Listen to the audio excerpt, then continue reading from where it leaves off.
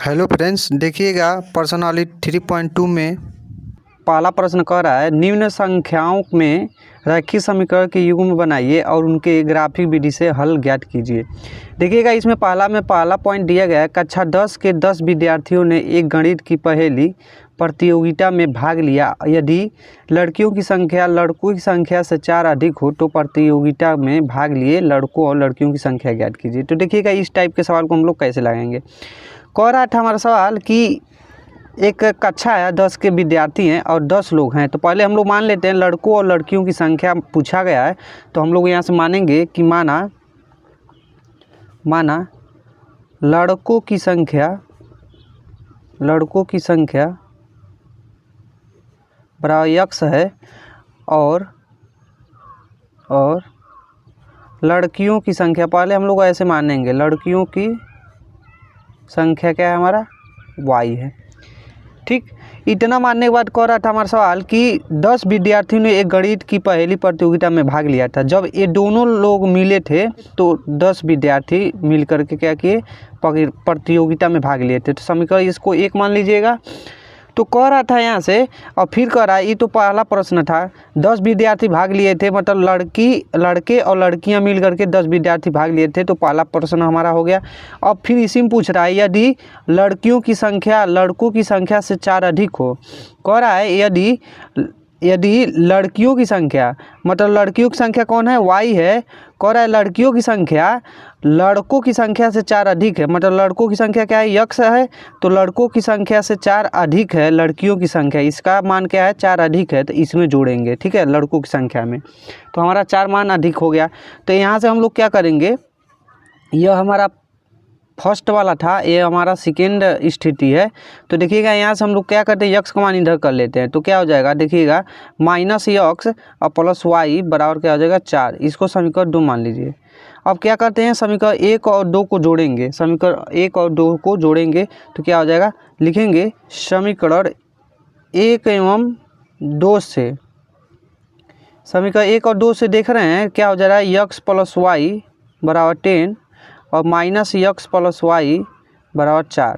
तो यहाँ से दोनों कट जाएंगे और यहाँ पर दोनों जुड़ जाएंगे तो 2y हो जाएगा और यहाँ पर 14 हो जाएगा। 2 से 14 को काटेंगे और 7 बार में कट जाएगा।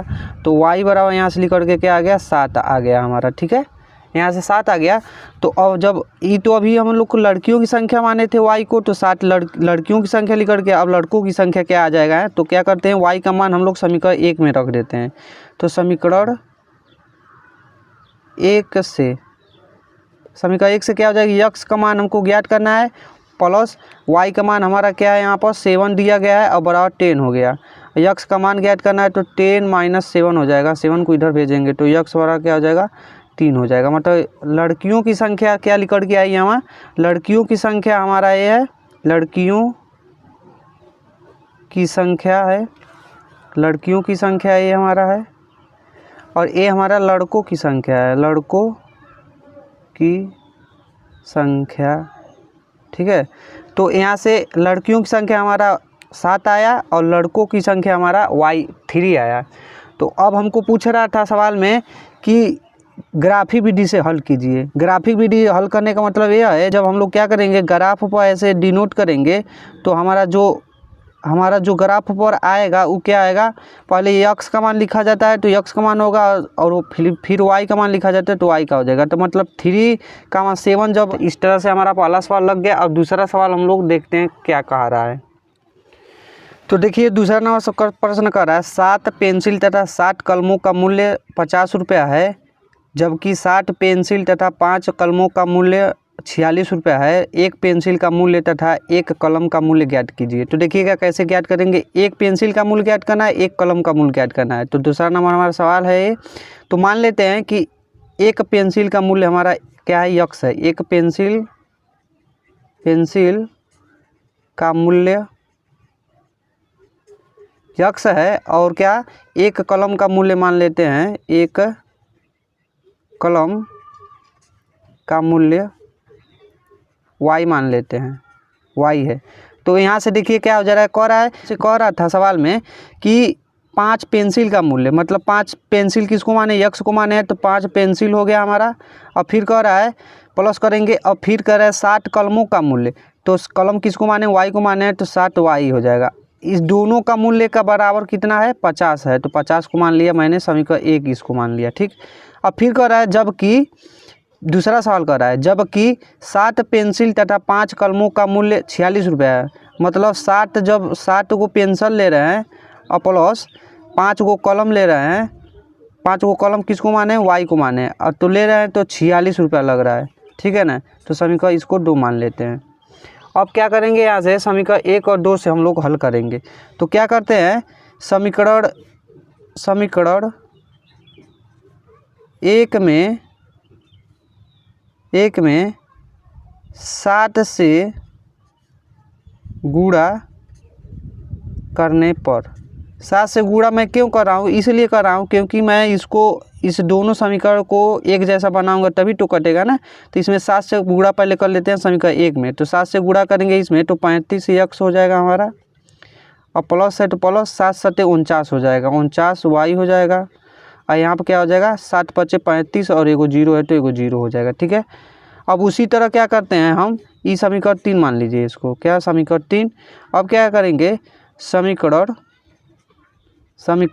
2 में 5 से गुणा करने पर, 5 से गुणा करने पर, 5 से इसमें क्यों गुणा कर रहा हूँ समीकरण 2 में, क्योंकि यहाँ पर देखिएगा जब हम गुणा करेंगे समीकरण 2 में 5 से तो यहाँ भी 35 हो जाएगा, यहाँ भी 35 है तो कट जाएगा दोनों। तो क्या करूँगा, जब गुणा करूँगा इसमें तो हो जाएगा 7 पचे 35 यक्स और प्लस 5 पचे 25 वाई और बराबर इसका 5 का गुणा इसमें करेंगे तो 5 छक्का 30 के 0 हासिल 3 और 5 चौका 20 और 3 23। ठीक है, समीकरण इसको 4 मान लीजिए। अब क्या करेंगे, समीकरण 3 एवं 4 को घटाने पर, जब समीकरण 3 और 4 को घटाएंगे, समीकरण 3 यहाँ पर 4 यहाँ पर है तो इसको घटाते हैं। देखिएगा 35 यक्स प्लस 49 वाई बराबर हो जाएगा 350। उसके बाद हमारा समीकरण 4 यहाँ पर है तो हो जाएगा 35 यक्स प्लस 25 वाई बराबर 230। इस दोनों को घटाना है तो यहाँ पर प्लस है तो माइनस, यहाँ पर माइनस, यहाँ भी माइनस होगा तो घटाना है, ये दोनों कट जाएंगे हमारे, यहाँ प्लस है तो माइनस कट जाएंगे। अब 49 वाई में से 25 वाई घटाएंगे तो हो जाएगा यहाँ पर 9 में से 5 जाएगा तो 4 और 4 में से 2 जाएगा तो 2 और वाई हो तो वाई। अब यहाँ भी घट जाएगा तो 0 हो जाएगा, 5 में से 3 जाएगा 2 हो जाएगा और यहाँ पर 1 हो जाएगा। अब देखिए वाई का मान यहाँ से ज्ञात करेंगे तो 120/24 हो जाएगा। ठीक, अब क्या करते हैं, 2 से इसको काटते हैं तो हो जाएगा यहाँ पर 6 और यहाँ पर 0, यहाँ पर 12 दूना 24, 12 से काट देते हैं 12 पचे 60 हो जाएगा। तो मतलब कि यहाँ से y का मान हमारा 5 आ गया। ठीक, अब इसी y का मान क्या करते हैं, इस लोग समीकरण 1 में रख देते हैं, समीकरण 1 में तो लिखेंगे यहाँ से समीकरण 1 से, समीकरण 1 से क्या हो जाएगा, देखिएगा 5 यक्स तो रहबे करेगा भैया, अब प्लस 7 रहेगा और y का मान 5 दिया गया है तो गुणे करके 5 अब बराबर हो जाएगा 50। ठीक, अब इसके आगे क्या हो जाएगा हमारा 5 यक्स तो ऐसे ही रहेगा भैया, अब प्लस 7 पचे 35 हो जाएगा अब बराबर 50।